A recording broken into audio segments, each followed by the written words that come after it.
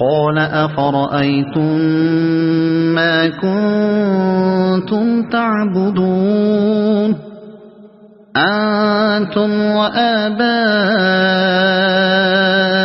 الأقدمون فإنهم عدو لي إلا رب العالمين الذي خلقني فهو يهدين والذي هو يطعمني ويسقين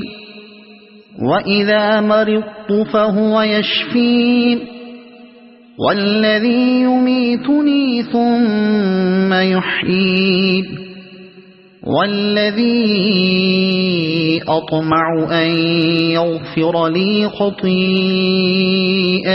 يوم الدين رب هب لي حكما وألحقني بالصالحين واجعل لي لسان صدق في الآخرين واجعلني من ورثة جنة النعيم واغفر لأبي إنه كان من الضالين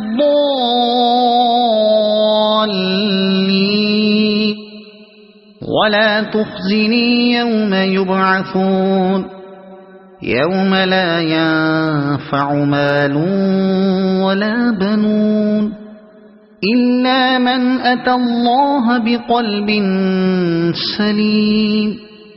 وأزلفت الجنة للمتقين وبرزت الجحيم للغاوين